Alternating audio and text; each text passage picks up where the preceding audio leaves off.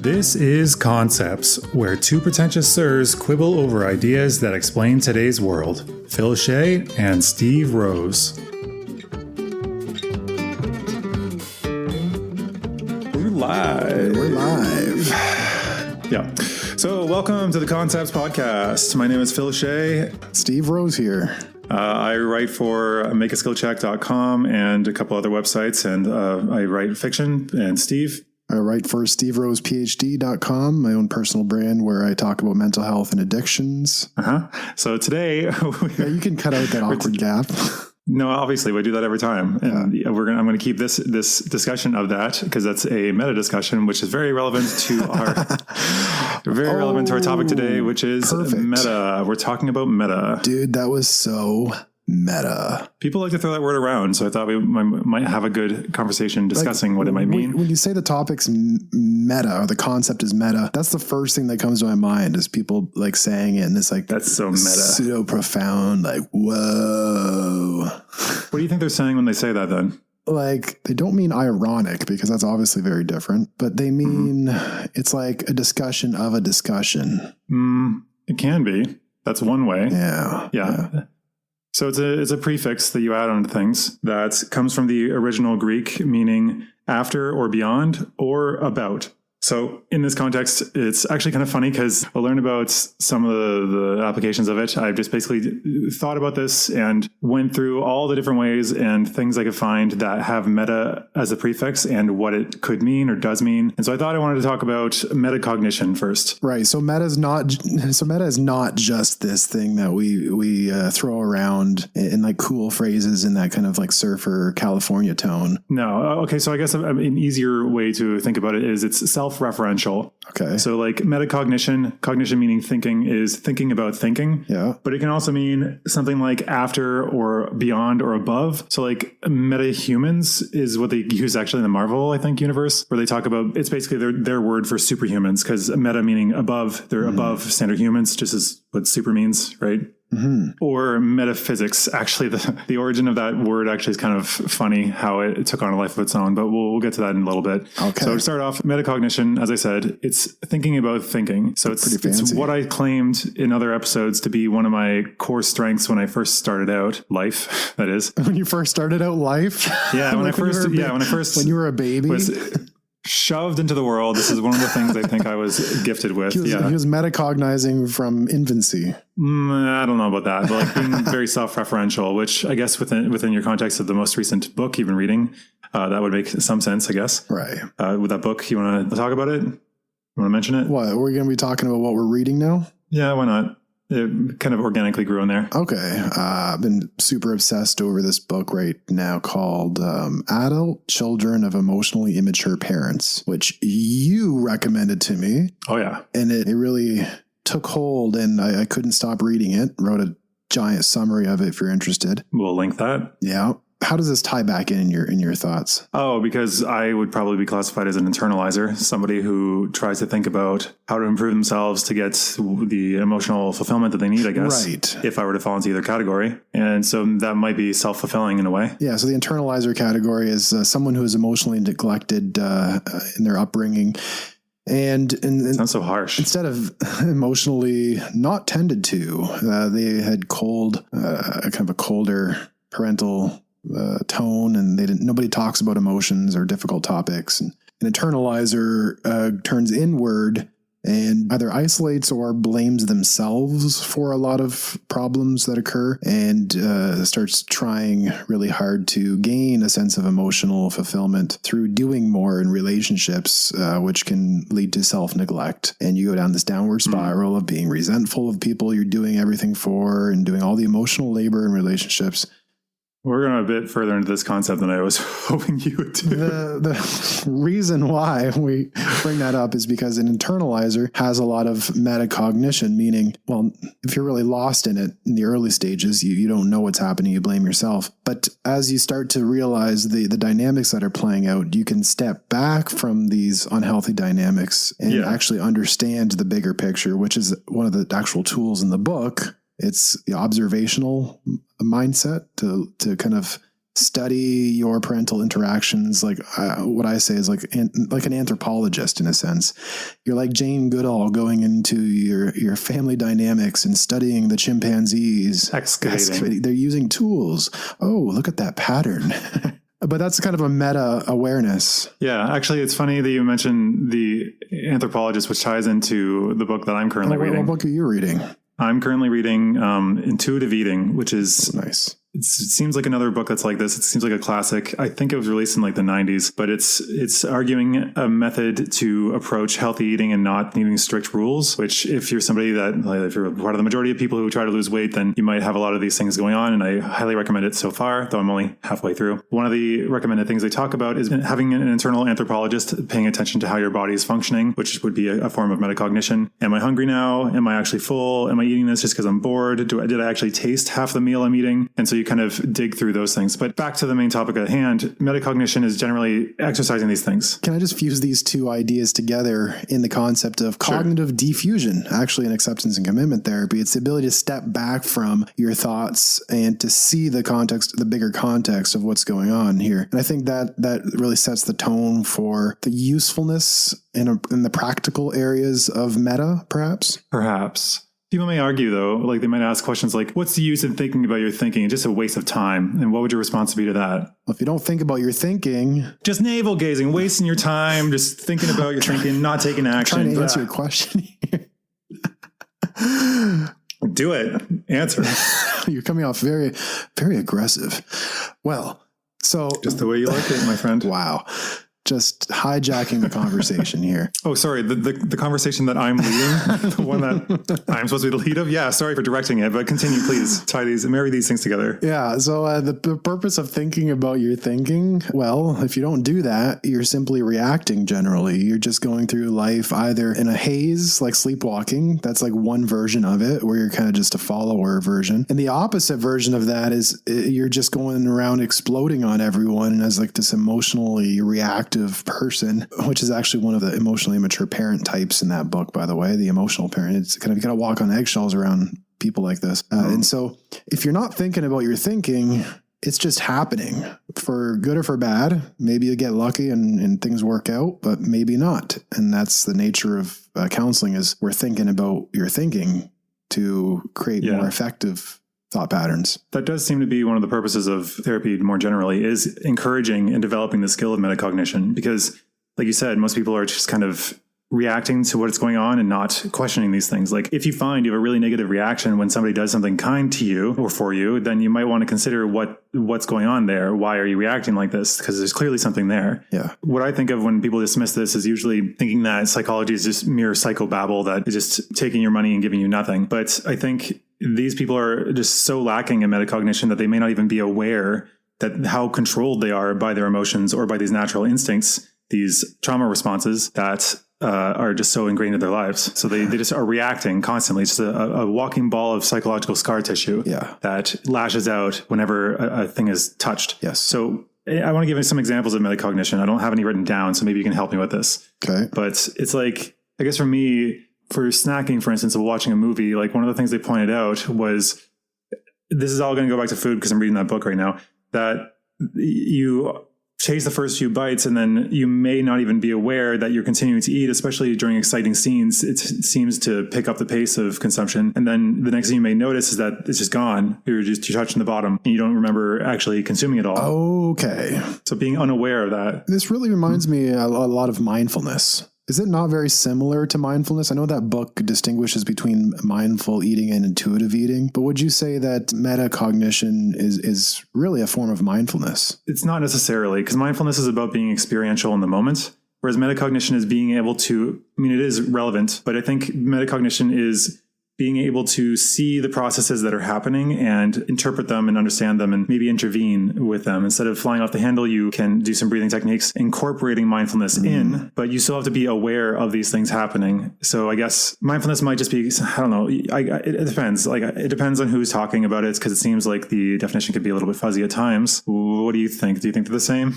I think they're actually quite similar. I can't really tell them apart, except for the fact that mindfulness as a concept has a generally Eastern philosophy lineage, whereas metacognition, it's more of the philosophy/psychology realm. But in practice, they're quite similar, I think. I don't know. It depends on how far mindfulness extends. Because mindfulness, to me, okay, this is like the difference I have another question that I had here, which was, is there a difference between metacognition and self-awareness or self-reflection? Or is this all just needlessly haughty? Like it is a super pretentious term for the same things. Define haughty. Haughty just means pretentious, like just too highbrow. I like that word. I think HAUGHTY. So I think, to me, self-awareness seems different than metacognition, because to me, self-awareness just knows like, I like these things. I am about this. This is my goal in life. These things are important to me. And self-reflection, I think, is more similar, because you're looking at yourself and saying, okay, well, I did these things, so this might imply maybe that, or maybe my drives for this or this other thing. And I think mindfulness seems to be more in terms of self-awareness to me, like you're experiencing in the moment, but it doesn't necessitate you picking apart and thinking about these processes outside of that moment. Maybe, I don't know, maybe it does. Right. No, I see that distinction, because mindfulness does lend itself to more of a letting go and conscious presence and just being. Yeah, uncritically analyzing, but experiencing. Experiencing, taking in, sensing. Whereas metacognition, yeah, you're right. It does go into more of a realm of analyzing, and which mindfulness typically doesn't go that far. It's like mindfulness seems to be like listening to the music and experiencing the highs and lows of it. Whereas metacognition might be both listening to the music while looking at the sheet music and understanding the theory behind the music as to why it works, and being able to emulate that or tweak it in ways that might be more beneficial. So that's my understanding of the difference. Yeah, I really like that distinction. What was the three concepts that you had, and wondered if it was haughty to conflate them or to self-awareness and self-reflection versus metacognition. So I just said like self-awareness is probably more like mindfulness, and self-reflection is probably closer just to another word to metacognition, perhaps. 100%. You got it right on there. And this has reminded me of Eckhart Tolle, and I have one of his quotes in front of me actually, and it fits this perfect. Interesting. And in this quote, he's defining mindfulness, and it fits really well with his self-reflection and what is the self.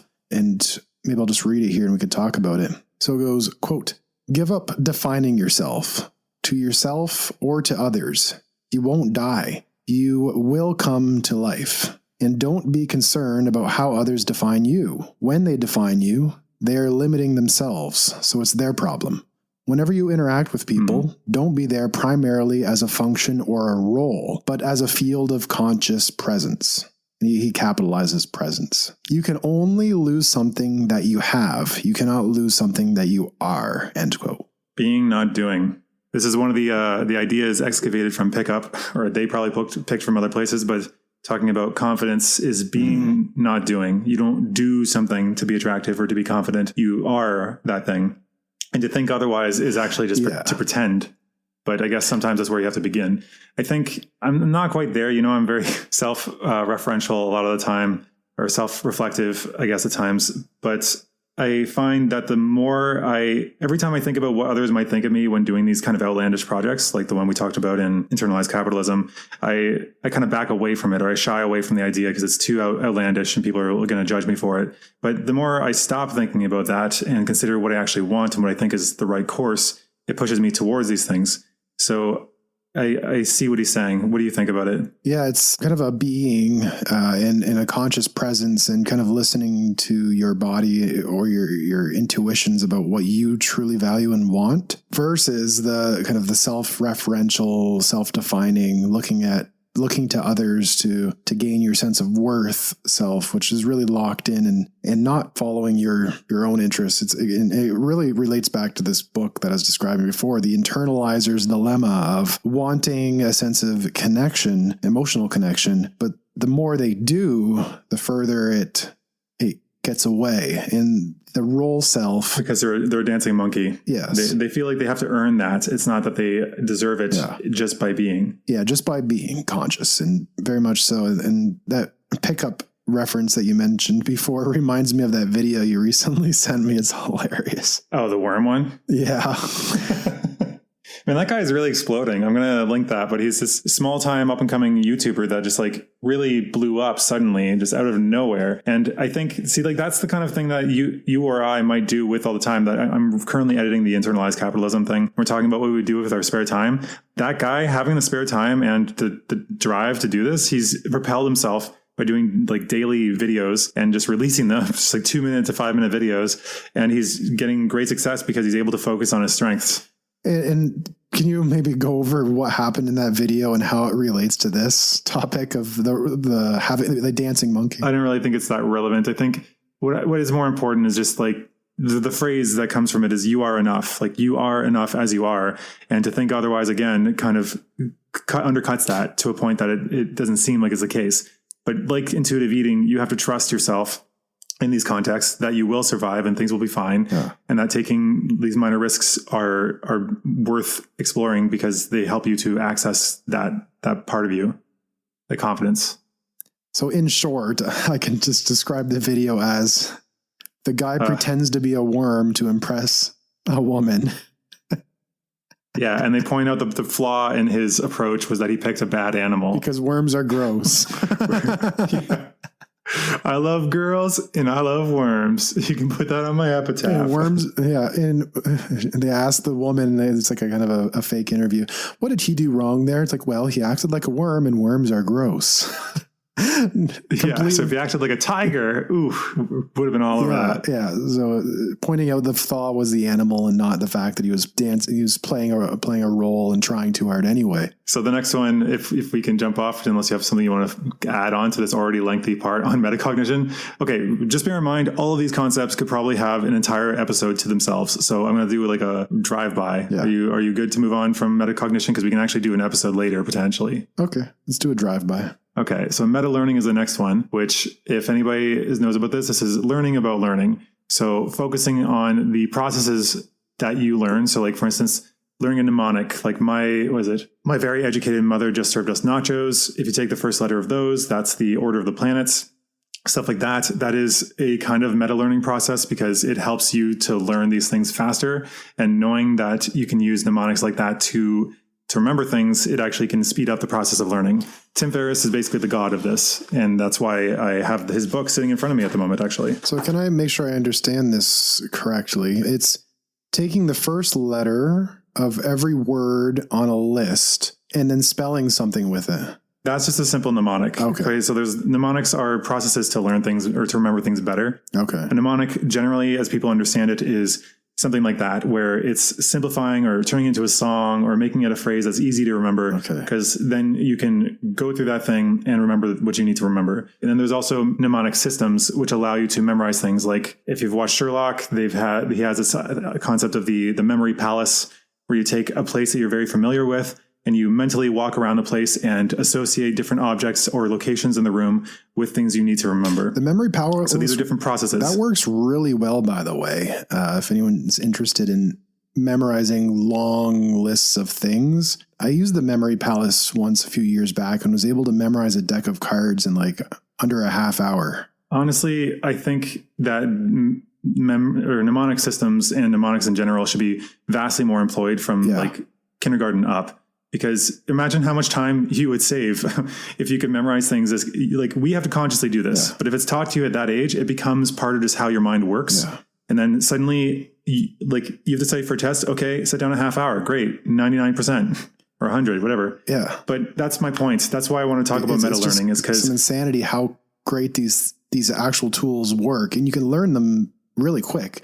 And then you could just have this massive memory. But we've never been taught this in school. You have to actually seek out the knowledge. Exactly. That's a problem. Like, what is school teaching us? It's teaching people random facts and follows the approach that I call the spaghetti method, where you toss it against the wall and see if it sticks. Yeah. If it doesn't, just keep tossing it, and then hopefully one of them will stick. But that's not actually teaching them how to learn. That's just throwing facts at them and hoping that they learn it. Yeah. So I'm like, why are we not teaching actual learning?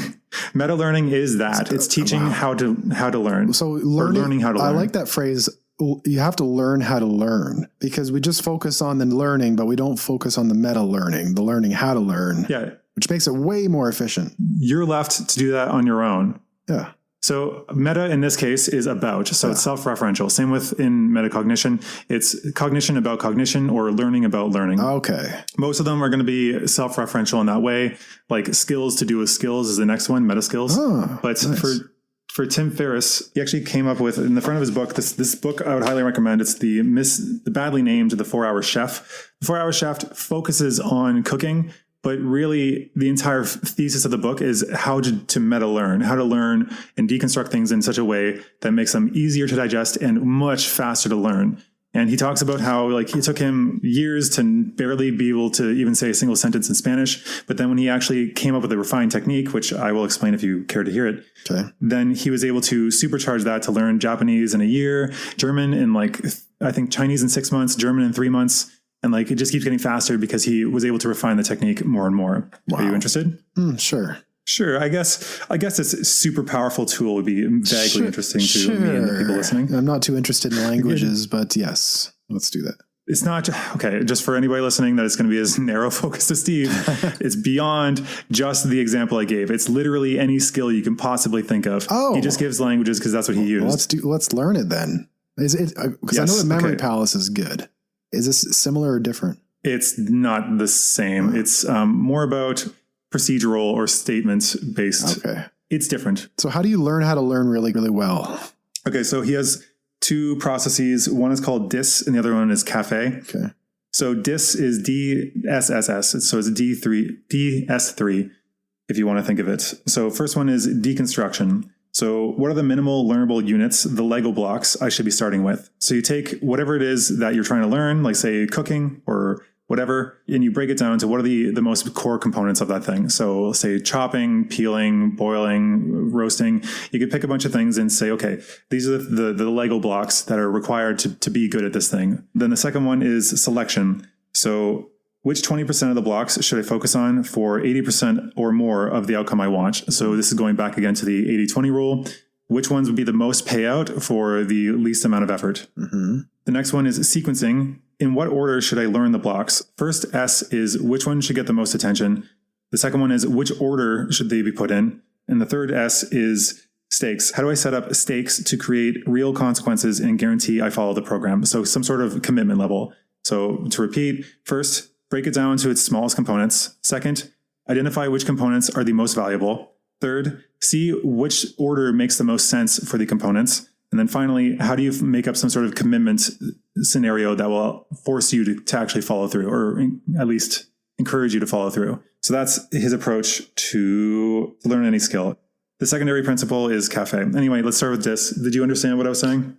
Let me reflect it back in my own way of approaching things. Let's think about Taekwondo. Okay. Well, I want to think about learning counseling skills. Sure. Whatever you want. So let's say I learned the technique of acceptance and commitment therapy by breaking it down into the 6 pillars that compose acceptance and commitment therapy. And then can they be broken down even further? Each pillar? I guess each one can be broken down into different metaphors and exercises. Okay, so it seems like the pillars are probably the more important approach. Yeah, and I guess that's kind of what I did in one of my articles on how to increase psychological flexibility. Was I was summarizing the technique for others so that it's useful, but really what I was doing was learning it myself through the process of kind of organizing the building blocks and their importance and the hierarchical system, and really kind of having a meta view of the technique itself, seeing it from that bigger picture and summarizing everything in one article rather than it feeling very loose and vague and large. Yeah, nebulous, like a cloud. Yeah. Making it more concrete. Yeah, so you put them into the blocks. That's right. And then the second one, which ones are the more important 20% of that? In this case, it might not shake out to 20%, but would you recognize some of the, like 1 or 2 of the pillars of the 8 being more useful than the other ones that require more focus and finesse, more payout? They're all pretty important, but I guess you can say the cognitive diffusion is kind of a huge part of it. So that might require a little bit more attention. And sequencing is which order should they be learned in? Like if you had to choose, like you can't learn them all at once. Yeah. You should probably refine. So I guess you would argue that maybe cognitive diffusion would be the one to start with. Perhaps, yeah, and acceptance would be up there as well. It's somewhere between those two. Given that acceptance is right in the name, you could already see it's important. Yep. So you would kind of find what are the building blocks that compose the thing I want to learn. What are the most important of these building blocks, and how can I force myself to pay attention and commit to learning it? Yeah. So for you were very committed to learning this because it's the career you were choosing. And your livelihood will depend on your capability of doing this. So you had built-in stakes to do that. Mm-hmm. So it's important for these things. For him, when he studied Japanese, he was in Japan and had to basically sink or swim at that point, and he almost sank, given his story. But yeah, you kind of walk through those things. I want to also cover his other thing, cafe. There's no A in it. It's just CFE. But it's easier to remember with cafe. So the first one, diss, you can think of like the 80s term to diss someone. Oh, yeah. But no I. And then this one, cafe, is CFE. So compression, frequency, and encoding. So compression is how can you encapsulate the 20% of the most easily graspable stuff on a one-pager. So you essentially did that with your 6 pillars post. Yeah. You took all that and you put it in one page. Yeah. And you made it compressed down, so it's more important and easy to digest. Yeah. Then frequency is how frequently should I practice? Can I cram? And what should my schedule look like? What growing pains can I predict? And what is the minimum effective dose for volume? So that's a different concept altogether. I'll skip that for now.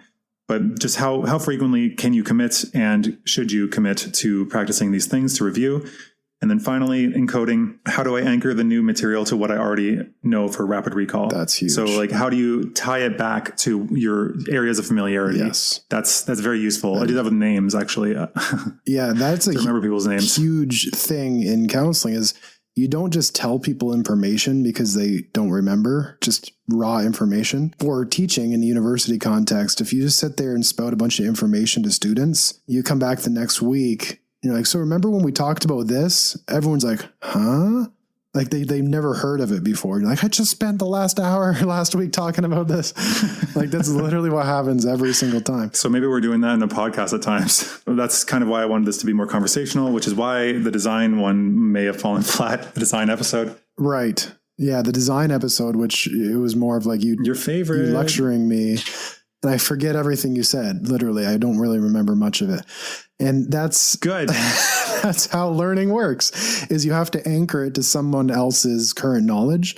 And so teaching works best through discussion. And so discussion, what it does is it provides context, and there's stories, there's relating it to people's lives, and like, oh, that fits with when I did this thing, or this other thing that I know that's kind of like this, but it's slightly different. You're putting it into a place in their life, not just, as you said before, throwing spaghetti at a wall and seeing what sticks. Because some of it will find context. Yeah. Maybe you talk long enough, the person will be like, "Oh, that reminds me of this other thing," and they'll remember it. Yeah, that reminds me of my job. Yeah, eventually that'll happen. But if you're not doing it through dialogue or putting it to things in their life, or in counseling, it's more like putting it to feelings in their body. You're putting a place like, well, what does that feel like in your body? Okay, there's a tension in my neck. Okay, if that tension had a voice, what would it say? And okay, it would say, no, I'm not enough, for example. So you're putting the thought into the thought, which is the voice, into a context, which is a feeling in your body. And when you connect these things, people will internalize it and learn better. Yeah. You're right. So for you, back onto the thing, you did compression on the one page. Then frequency, you had to use it regularly in either your classes or actual practice. And encoding, well, you already had some framework for therapy and communicating with people. So you could relate back to, oh, I've been screwing this up all these times, or I should have done this at that time. Right. So it's easy to tie back. But that's all I wanted to say about meta learning. If you want more on this, The 4-Hour Chef, amazing, or pretty much anything by Tim Ferriss. Yeah. The next one I want to talk about is meta skills. Skills about skills. Yeah, skills to do with skills. What can you think would be a meta skill? Learning how to do something that's generalizable and useful for a bunch of different areas, rather than like a specific skill, like chopping onions, for example, seems very, very kind of narrowly focused, versus developing your balance. For example, it seems like it's relevant for a lot of different things. Is that kind of what you're talking about? Yeah, that fits. Like if you want to study martial arts and you study like how to get better balance, I guess, or like some sort of physical thing, you could argue that. But I'm actually arguing that reading, the skill of reading or reading books. I remember reading this post on Reddit of some guy saying how he was told that reading wasn't a real hobby and that he should get a real hobby and that doesn't count. But I'm like, reading is the ultimate hobby. It's the meta hobby because it allows you to learn anything else you could possibly want to learn about. Reading can get you at least part way there. So for instance, the book I was just looking at is it's a book on meta learning. So reading would be a meta skill to develop pretty much any other skills. If you think about it. That's so meta. Reading that book, reading as a meta skill about meta. Yeah, kind of. That's so meta, dude. So meta. But so would, I guess, consuming educational podcasts or just building the habits of looking into further knowledge. I guess you could argue that anything that spurs curiosity could be a meta skill, or maybe curiosity is. I don't know.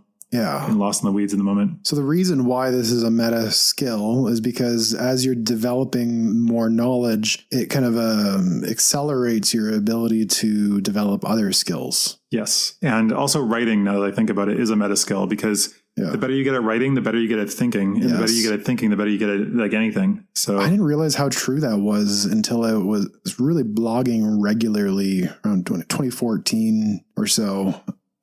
Just kind of thinking about my dissertation topic through the writing I was doing. And it really makes your thinking clearer and sharper, and you just know where you are in a conversation, and you become very lucid, or it feels very meta, I guess you can say. I guess lucidity is the feeling of meta, would you say? It seems like we're going back to mindfulness. Like lucid dreaming is like meta dreaming. It's like you're aware. Dreaming about dreaming? You're not dreaming about dreaming. Okay. I guess Inception, the movie, would be a meta dreaming. Right. Because they're dreams within dreams within dreams. Yeah. I guess, like that or other stuff. I have meta narratives in here.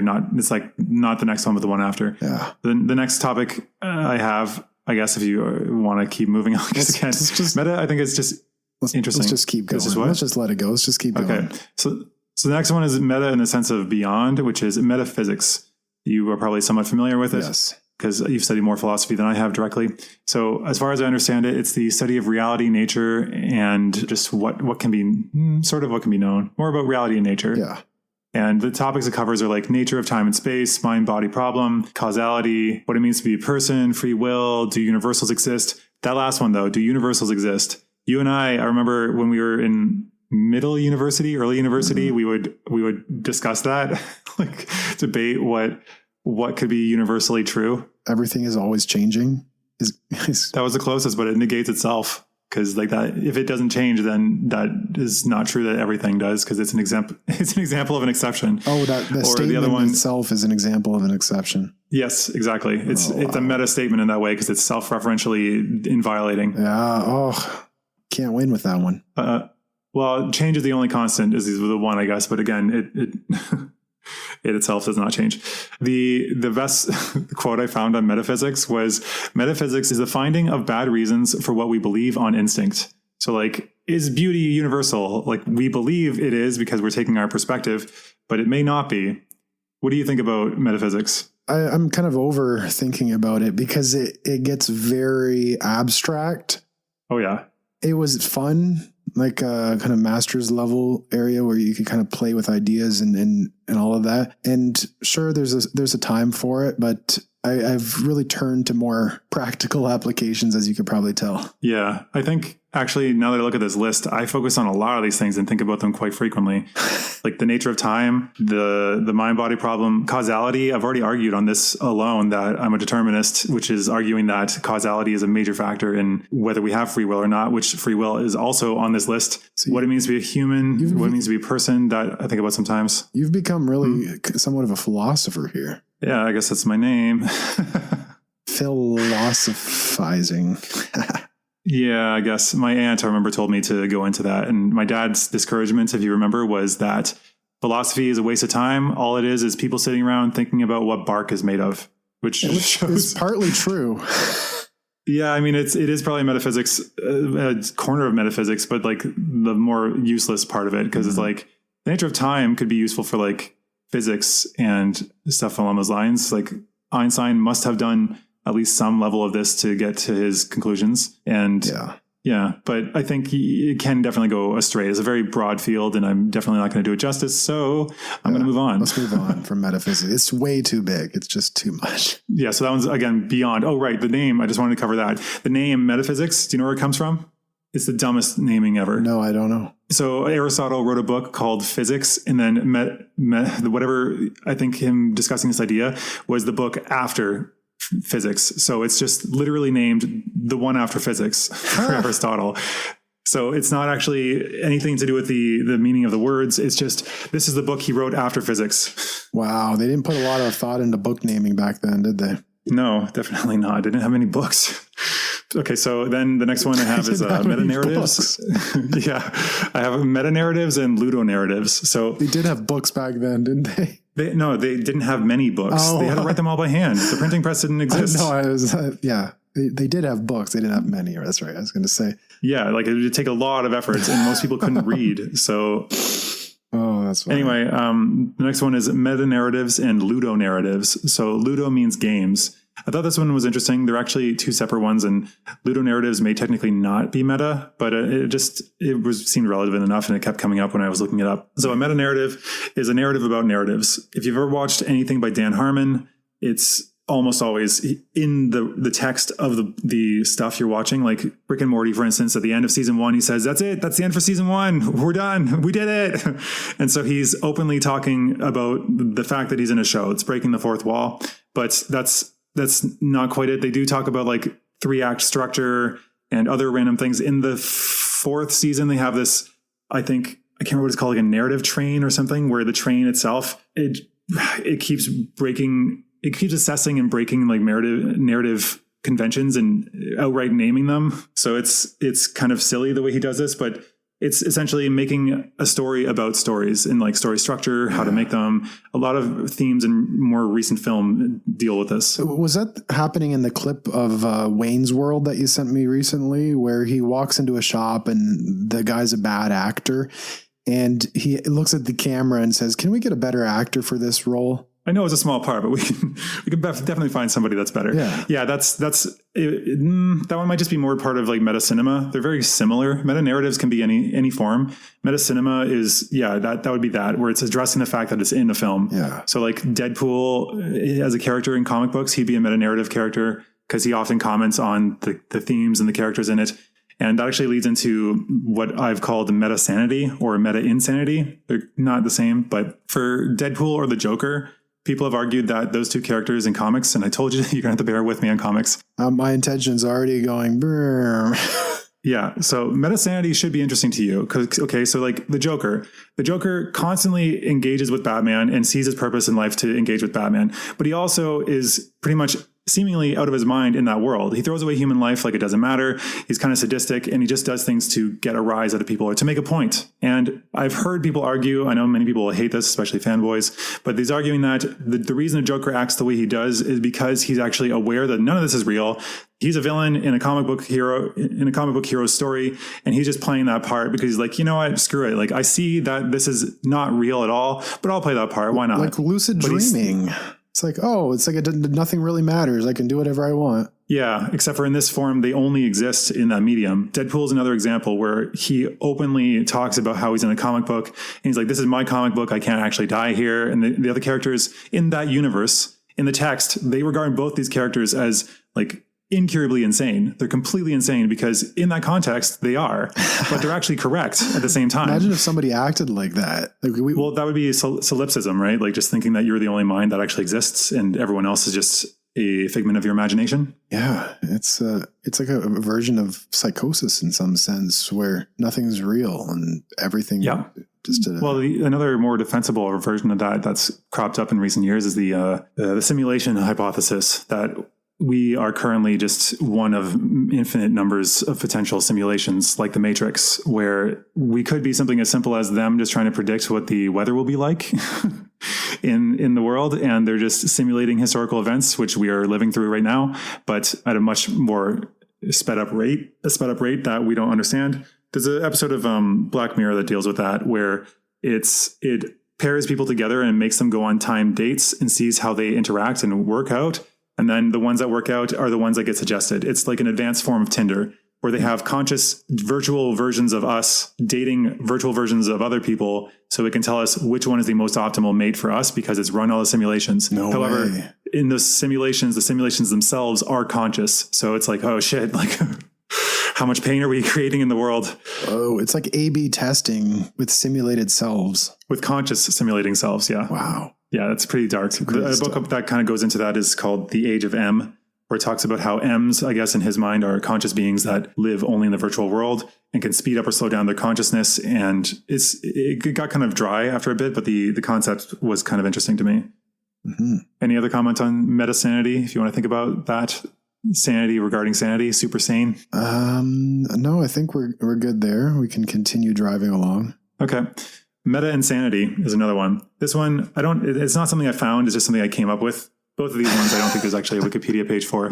But meta insanity, because like I started thinking about, what if you think you're going insane? You're not, potentially, but if you believe you are, then you can actually drive yourself crazy by focusing on how you think you're going crazy. This is actually way more common than you may think. No, I know. That's what I'm thinking, because it seems like that's the surest way to drive yourself crazy is to focus on these things. Yeah, that's super common. A book or a movie that was amazing, one of the best horror movies I've ever seen, creepiest at least, is called The Babadook, which is about how it's unclear whether it's real or not, a lot of the film, because she's focusing on it. And the monster itself says in this, it comes from a storybook. It says, if you don't believe in him, you'll see him everywhere. And the more you try not to see him, the more you will see him, which is kind of true about a lot of these things where you think like, oh no, I'm going crazy. Like, no, I'm not. I'm just going to shove that away. But then because you constantly have to keep checking it, in your subconscious at least, you'll keep noticing these instances of how you're confirming what you most fear. Yeah, what you resist persists. And I think I've said that before on here. But it's very, very true. And this relates to a version of obsessive compulsive disorder, more on the pure O realm of it, which is rumination or obsessing. And the more you struggle with your thoughts, the more you get pulled into the thing that you're resisting. So the thought that, am I going insane, for example, it's just a thought. It doesn't necessarily have to be good or bad or harmful. It's just a thought. But the more you struggle with it, oh no, am I? And you're checking, you're looking for evidence constantly. No, I'm not. And you're trying to convince yourself you're not. The more you start to manifest what you're thinking, it affects your emotions. You're fearing, and very common actually in crisis type calls. Not so much in ongoing long-term counseling because there's more of a level of stability. But when people are really in a crisis, a lot of the conversation tends to be focused on, I just want someone to tell me I'm not crazy right now. And I don't use that word pejoratively. It's literally what people may say using that word crazy. I would never use that word, but people use the word and they just want to know that what they're doing that makes sense, really. Like it's validation. Right. Yeah, that makes sense. And I think, because like you have to keep focusing on it. The next one I wanted to drive to is metacriticism. So I just realized that I didn't actually talk about ludonarratives at all. But metacriticism came up because a lot of the videos I watched on ludonarratives were criticizing other critics about their interpretation of ludonarratives. So it's criticism of other criticisms. You get criticized, you criticize the criticism for its whatever ineptitude or inaccuracy or whatever you want. Right. But I found that kind of funny. So I could I could criticize someone's review and say their critical review was unfounded in facts. Mm-hmm. Yep. You could say that. I was wondering if you thought that postmodernism would be maybe a metacriticism. Postmodernism is a criticism of all grand narratives, of meta narrative. Yeah. That's actually one of the core definitions of postmodernism. But if you think about it, that is a meta narrative about meta narratives. And it's also like, or a grand narrative about, it's a grand narrative that grand narratives can't exist. It's itself a narrative of the world saying that these things cannot exist. So you have to subscribe to this belief to believe that other beliefs don't exist. It's not much of a narrative, though. It's just a deconstruction, perhaps. It's not posing anything in replacement. Is it not that everything boils down to power? That would be a more post-structural philosophies of Michel Foucault, particularly. Yeah, but he doesn't. Yeah, right. And he doesn't identify as a pomo person, but people definitely identify him as such. So it's like, well, there you go, death of the author. You've been labeled as something that you claim not to be. Yeah, but no, Foucault would be, yes, everything boils down to power relations, and which you can argue perhaps is somewhat of a meta narrative or grand theory. But I think, well, it is a grand theory that you don't have. Your subscription to this grand theory is the criticism of grand theories. That's my point. It doesn't have to give you something other than the fact that you're buying into this to not buy into the others. Because like to buy into this means that you're trying not to buy into any, but you're still buying into that one. Do you see what I'm saying? Right. You are buying into something, which like it is putting forward an idea, and its idea is to contradict other ideas and saying that those ideas are wrong. But then to follow that idea means you have to still subscribe to what it's trying to get rid of, a grand narrative. Mm-hmm. Yes. It deconstructs itself in the end, really. Yeah, but then you kind of have to still subscribe to it to keep doing that. Yeah. But that's what I mean. It's self-referential. But I wanted to touch on ludonarratives because it's just an interesting idea. So ludonarratives, like movies or books or TV shows, are one directional. They're coming with the information and giving it to you, and you're just you're just passively consuming it.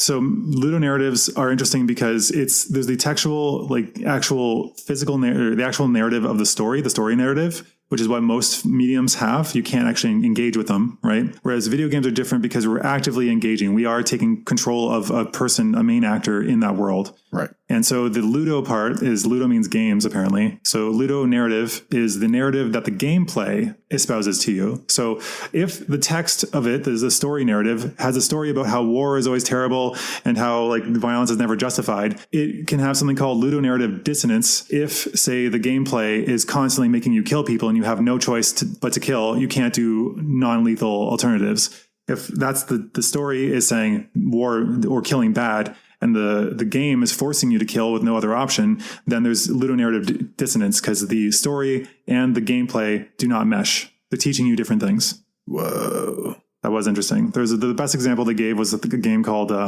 Brothers, a story of two, I don't remember, Brothers, I think is the game called, where you control both brothers simultaneously on one controller with both sticks. The left stick is one brother and the right stick is the other brother. Sounds difficult. Yeah, exactly. You might imagine that that's difficult to get at first, but as you slowly go, you build skill in teamwork, right? And that's part of the narrative because the boys are not super close, but when they set out on this adventure, just like the player, you're incompetent at making them function in tandem together.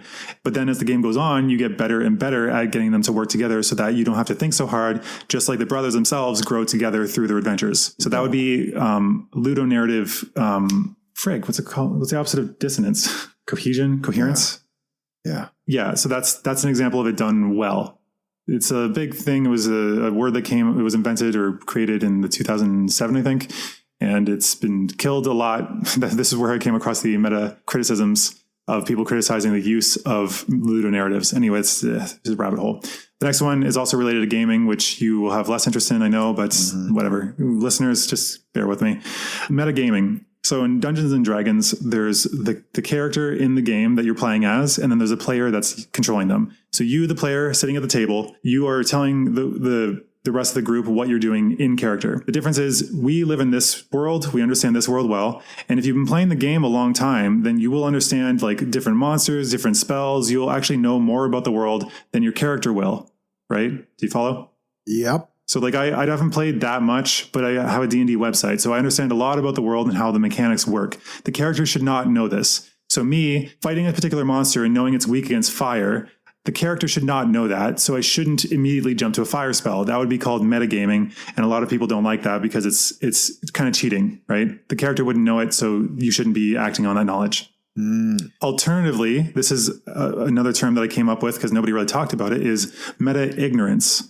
So meta-ignorance is what you were talking about of not knowing the unknown unknowns. You're ignorant of your ignorance. Yeah. And I think when it comes to D&D still, it's the fact that the player doesn't understand the world that he's functioning in, and the character should, because the character lives there. The character has survived in that world, and it's a very dangerous place. So they would know where the dangers are, how to engage with this kind of person, what's a good decision and what's not. So as a player, though, you're controlling this person. You don't know any of these things. So you can easily make missteps that'll get you killed because you're unaware of the context that you're acting in. But I think it extends beyond that because it's, again, just like not knowing what you don't know. Right. It's very dangerous in real life. Not so dangerous in gaming, but no, it's dangerous in gaming, but not to the player. Not to the player, to the character. But yes, the unknown unknowns will get you. Yes. I don't know why I wrote this one, but it's emotion about emotions, meta emotion. I don't have much to say on that other than like you can feel sad about being angry at your father, for instance. Ooh, I like these layers of emotion. Yeah, because usually things are a bit more complex. And it's interesting too, when you study other languages, they'll have different words for emotions that we don't have, or they'll use them in ways that we wouldn't think of, but it can fit sometimes. Yeah, I like the meta emotion thing. I know you went to language, but to bring it back to the emotion realm, that often underneath fear or underneath anger is fear. Have you ever heard of that idea? Very familiar with that, given my core relationships. Yeah, but anyway, meta emotions, feelings about feelings, like feeling guilty for feeling happy, for instance. Like, Hank Hill has that because he feels that if he's enjoying life, then God will punish him. And so he feels guilty or anxious about being happy, about enjoying life. And that is possibly dangerous. That would require metacognition to get out of because you're constantly in this cycle of emotion. Yeah, and that's very common too. The feeling guilty about being happy. Very common for internalizers, and almost like I don't deserve this. People are suffering and things are good with me, and I feel guilty for being happy. And it's interesting layers. Another one is depression. My depressed friends that I've talked to have told me about this depression cycle, which seems to be in most more severely depressed people I've met, where it's like, I feel sad and I shouldn't. Everything is great. Everything's going my way, but like, I just feel purposeless and I'm just a piece of garbage for feeling bad. Oh, you're so stupid for feeling bad. Why do you feel bad? Stop feeling bad, you idiot. And it just keeps cycling in this way because like it's a negative cycle because it's reinforcing this depression through depression and yelling at yourself for being depressed. Yeah. And again, what you resist persists. Yeah, I don't want to say meta criticism, but in a way it could be that as well. Yeah, I guess. I think it's more just the emotion towards the emotion. Yeah. You're criticizing yourself for feeling an emotion. You're feeling an emotion because you feel an emotion. And then you can criticize yourself for being critical of yourself, though. Yeah, I mean, you could see it that way, but they're all just kind of, yeah, fine, whatever. It could be both. Whatever. I don't care. I kind of just pulled that. I don't know I think I was thinking about it, and I don't think it was actually like a Wikipedia page or any concept I've come across. The next one will be meta discussions. So you and I talking about how we discuss in this podcast is a meta discussion. We're discussing how to discuss this. Or for instance, having an arbiter in a negotiation between people would be kind of a meta discussion by them because they can, I guess, help to facilitate the conversation. Yeah. Or if you say like my land project, I'm going to have a lot of meta discussions talking about how we want to discuss things in a productive way so it doesn't descend into name calling and arguing and all these things, right? These kind of ground setting rules. Democracy seems to have a lot of meta discussions about process. Like there's a lot of talk about how we talk about things and procedural stuff in like the Senate, for example. The U.S. Senate. Yeah, I think going to like the procedures, that's discussions about procedures, not quite the same, but it's similar because like if we're talking about how to talk, that would be meta talking. The procedures are about the discussion, like the order of who speaks first and second, the rules and timing and all that. Yeah, I guess that would fit. Yeah. But then also I just came up with another one, meta talking, because you're talking about talking. Yeah. Raph and I, a friend of mine, Raphael, had a game where we were trying to practice our ability to just improvise speech and get better at just carrying a conversation on one side. And so we would pick a random topic and start a timer that would be, I think, like a minute, kind of like Toastmasters. We would get the person to talk for a minute, doesn't matter what they say pretty much on that topic without stopping. And then we would talk about what they talked about and how to improve it. Toastmasters in general could be seen as a meta talking, meta speech format. Very interesting. And I know one of the more recent meta discussions we've had about our podcast related to who leads and how we lead and all of that. And so perhaps illustrating our discussion about our discussion here might be useful. And we can maybe talk about what we've kind of figured out about our ways. Yes, our leading styles. Yeah. I tend to lead from the front and you tend to lead from the back. Yes. And maybe we can do an episode. Natures. Yeah, and maybe we can do an episode on that, which would be a meta discussion. But leading from the back for me I don't talk as much, but I guess I can ask pointed questions and kind of steer the conversation and direct what you're talking about. So you're doing a lot of the Yes. talking, but I'm subtly kind of steering and like putting the brake on often, because you're leading today, you're leading from the front, meaning you've done a lot of research. You have a list in front of you of where we want to go. And I have no idea what that list is. And my leading from the back today is just putting on brakes to keep talking about the same thing as long as possible until you move it forward. It seems. Yeah, you're trying to. It seems to be that. And when the episode is my leading, rather than leading from the front like you're doing and you putting a brake on, it's not like that at all. It's no, I have to push it forward. it's constantly that, and I have a list of kind of interesting ideas and questions that I know I want to get to, but I'll suggest or say I'll say a thing because I know it'll make you go in that direction. Then you'll keep going in that direction. And then I'll sometimes yes, but other times it's not as evident because of the way I cut it. But you can sometimes just stop and not continue, and then I'll be like, and what's the next point? And sometimes when you go off the beaten path a little ways, and I'm like, oh, but I'm looking at my notes and I'm like, oh, but I want to get to that one. How do I do that? I just kind of let you keep going until you stumble upon like, oh, that fits. And that relates to this other thing. So I'll lead from the back by like catching a moment when you'll say something that will connect to what I want to talk about. And you're like, speaking of that, this other thing. So you might notice I do that. And then I'll say, what are your thoughts about that other thing? So I've steered you back to this other direction, and then you keep going that way. And then I'm like, okay, where do I want to go next? And I'm looking at my notes, and then I'm like, if you want to, just as a side note, because I underestimated this in the past, but if you want to experience the power of this, it is actually much more powerful to lead from behind than you would think. Yeah. Because if you say your boss doesn't ever shut up and he always talks about certain things, you can choose, he'll have, or she, I don't want to gender that, anybody who's in charge, they'll talk about something and they'll keep going on and on, but there will be multiple threads opening up that they touch on and move off of, but you can choose which thread to continue down, which then it's like choose your own adventure through somebody else's monologue. You choose, okay, this path. Okay, let's take a right turn here. Okay, now this one's not so interesting. So let's take a left turn there. Yeah. Like you try to occasionally do here. Yeah, I do it through meta awareness of where are we in this conversation. So it's like a bird's eye view. And my notes awareness of awareness. Yeah, I'm aware of the bigger conversation and where we are in it. And I have a map. Or it could be above awareness. I'm above it. I'm above awareness. Yeah, you're super aware. I'm so above that. But yeah, I've only got, by the way, 4 other meta concepts, and then that's it.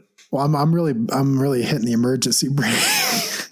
You're really pulling it there, because I'm like, okay, if anybody's curious, this is an hour and 7.5 minutes, and to me that equates to like 4 or 5 hours of editing. So I was like, that was an example of a meta conversation. There we go. Yeah, that's a meta commentary on the podcast, I guess. A comment? No, it's not. It's a comment about the comment. Whatever. Meta discussion. I don't know. Whatever you want to call it. It's meta in some form, but whatever. The next one is meta jokes, joking about joking, or like using like an anti-joke would probably be a meta joke, because it sets you up for what you think is a joke, but then it just ends up falling flat. It's like, what did the owl say to the squirrel? Who? What? No, it says nothing. It grabs a squirrel and flies away and eats it. Oh, because it sets up like it's a joke, but it's not a joke. It's a joke about that's how jokes are formatted. So it's an anti-joke. Love it. Yeah. It's not a good joke, but it's just some comedians use them to great effect, because they set up joke, then punch, and then finally they set up a joke and then they don't deliver the punchline. They subvert it. Got it. Next is meta programming. So meta programming, I guess, is programming about programming, like it's kind of, I think, a newer field coming out where we're trying to get AI to be able to, I guess, meta learn, to be able to improve its own functions. So you're programming it to be able to program itself or reprogram itself, which is incredibly dangerous in my mind, but it's the next major step. But the most simple form of this would be recursion, I guess, if I wanted to pick out a random example. So recursion is the process of defining a problem or the solution to the problem in terms of a simpler form of itself, or in reference to itself. So the easiest example is an operation called Find Your Way Home. It's a 3-step program. The first step is if you are at home, stop moving. Second step is take 1 step towards home. And third step is run this program again. So if you're not at home, you'll take 1 step towards home, and then the program will reset. So again, it'll check, are you home? No, take a step. Are you home? No, take a step. And so it keeps referring to itself until it finally fulfills the first step of, if you're home, stop. Technically, the program never stops running. It'll keep running indefinitely because it'll just keep checking, are you home? Are you home? Are you home? And if you are, you'll just perpetually be checking if you're home. Wow. But that's metaprogramming. It's perpetually checking. Yeah. Yeah, that's actually one of the dangers of AI, where if you say, okay, like your job is to make paper clips, as the stereotype goes in this example, and the AI will say, okay, I'll make paper clips. So I'll make as many paper clips as possible. You're like, okay, no, not as many paper clips as possible. Just make 100. Just make 100 paper clips and no more. So the thing is, it will try to fill that as much as possible. But at 100 paper clips, it'll say, okay, are we 100% sure that we have 100 paper clips? And it will say, no, because we're never 100% sure of anything. So let's make another paper clip just to be safe. And then, okay, well, we're still not 100% sure that we have at least 100 paper clips. So let's make another paper clip just to be safe. And it might keep doing this indefinitely. Or I guess if we wanted to make a safer approach, we would say, just keep checking, just keep counting again and again, and format in a way that there's no possible way that you can mess it up. But there's still, because of margin of error, the machine could continue perpetually doing it, which is one of the dangers there. Next, the last two, I guess I'll start with the shorter one that's less interesting. Metahumans. That's less interesting? Well, it's less for you because it's to do with comic books, but it's more interesting in the fact that it's another way of saying superhumans. It's not really a thing yet. It's in comic books and stuff. And I think a world with superhumans or metahumans is terrifying, but it's possibly going to be a thing with designer babies and CRISPR and being able to genetically edit ourselves. Who knows what we are already capable of doing in the dark corners of research, defense research specifically. Dark corners of research. Yeah. What do you think DARPA's got going on? I have no idea. And I'm pretty sure we would be terrified to know what they've got going on. There was a comic book actually I read, which is really great. It was a short run where it was based on this genius working at DARPA. And at the end of each comic book, it would have a story about some technology that he's working on. And at the end, it would actually have papers that were released by DARPA, the Defense and Advanced Research Projects Association, I think is what it is, the American Defense Department, pretty much. They have tons of research funding and very hush-hush. But in this, it would look at papers that were released somehow, declassified, and it would talk about how the tech in the story was actually based in real life research that's being done or was done like a decade or two ago. So like one example was they had a robot that was like a drone basically, but it's the size of like a dust mote. Just a really, really small robot. And what they were using it for in that story was they would fly inside, they would see what was going on in a foreign leader's house. They wouldn't directly assassinate them, but they would drop information in this story, at least. They would drop information about him, the guy, cheating on his wife and then provoking the wife through a bunch of selective information drops to get the wife to stab him. And so she killed him. So they technically did assassinate him, but they did it by just strategically dropping information using this illegally acquired information through the robot, through the drone. So anyway, that's kind of off topic. It's so shocking if you've listened to this far. Surprise. Oh, by the way, this is episode 14. This is the last one before we're better than half half of podcasters. No way. Yeah. One more and then we've done it. We can give up. We gone done it again. Yeah. Last one. Meta-analysis. Any thoughts on meta-analysis? Analysis of analysis? I guess POMO would be a meta-analysis then, I guess. Meta-analysis. Like in research, which is a study of the studies. Yes. The best kind of study is a meta-analysis because it actually studies a big chunk of the best research on a particular topic and looks at the quality of those research methods used, and it comes to some kind conclusions. Of a synthesis about what is true about a situation. Yeah. So if you're lazy and you want to know something about an area, but actually it's both lazy and also efficient. Efficient. Yeah, because you don't have to go through all the papers yourself. Well, that's supposing it exists. Okay. But I mean, yeah, when I'm lazier, I'll just find like a meta-analysis of some particular area. I think even if you're not lazy, meta-analysis is better just in general. Yeah, but the thing is you're trusting this person's bias to not cloud their interpretation of the other papers. That's why you look at three meta-analyses. Supposing they exist, yeah. Yeah. But yeah, looking at multiple meta-analysis is the best because it's looking at those papers, looking at the strengths and weaknesses, and what do we actually conclude? Because this is the problem with science reporting a lot of the time, and why my parents and my relatives and more generally can be anti-intellectual in this way, anti-science. Because they'll say, they said that eggs were bad for you and now they're good for you. And then they were bad for you again. And then they were good for you again. They don't know anything. But the problem is the news is taking the most shocking ones, for one. And two, they're taking individual single studies. There's like one off, which doesn't guarantee anything. We have to redo studies several times to know that it's a solid fact. Yeah. And that's what meta-analyses are doing. So really, I think papers and stuff should be limited to having, well, one, people who actually understand science to begin with reporting on it. And two, people who are mostly looking at meta-analyses so they can see, okay, the overall trend, this one, like these ones say that eggs are bad, but the overall trend seems to be that eggs are good for you and that they actually have a lot of vitamins and blah, blah, blah. Exactly. Yeah. I don't know. So I don't really have a takeaway from this one. Do you? Oh, you don't have a magnificent ending to tie it all together? Well, it's all kind of spread around. I think meta is an interesting concept because you can find venues that you may not have considered, challenging things that would not have previously been challenged, such as through metacognition or meta learning, meta skills. I think those first three are probably the most useful in the stuff we talked about. What? But like if we did know what the ideal ending would be for this episode, what do you think it would be composed of? Are you trying to be meta in our approach to making a meta?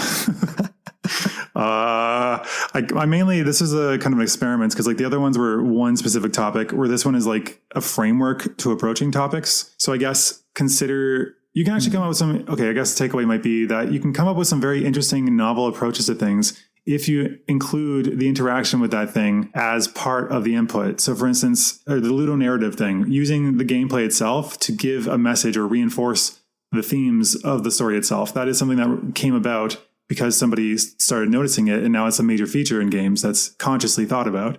But before, it kind of wasn't so much of a highlight. So I think that's kind of interesting. Or witnessing how these things, meta things, can often be kind of a feedback loop, either virtuous or vicious, because like the meta sanity or meta emotion can keep you recycling again and again on well-worn but negative approaches to things. So I think just being aware of how we're kind of feeding back into stuff or how we can use these to advance areas of study, I think that's the takeaway, really. Yeah. And my takeaway would be a little more practical. Go for it. Wait, what you think it's impractical to be like, examine your thinking, examine this thing, just examine these things and find new venues to explore. That's fairly practical because it gives you something to do. That is my takeaway in different words. Okay. Say your different words then. Be more eloquent.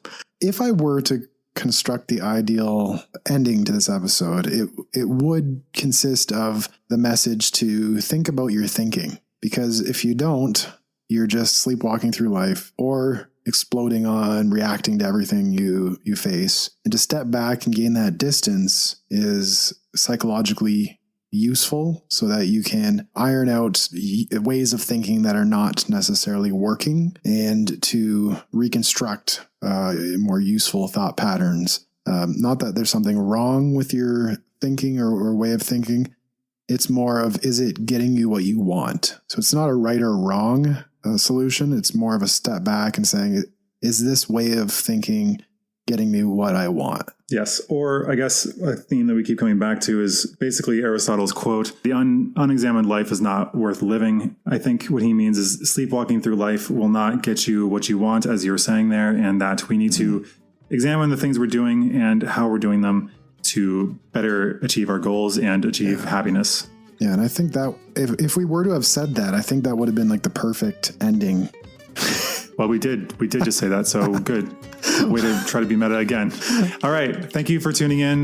We hope to see you next time. And thank you for allowing us to get to episode 14.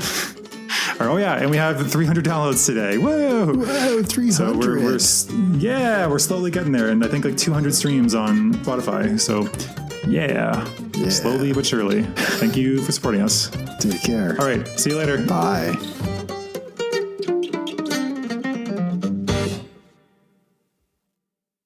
Yeah, you're going to have an interesting talk here, I think. I'll probably find it boring, I know.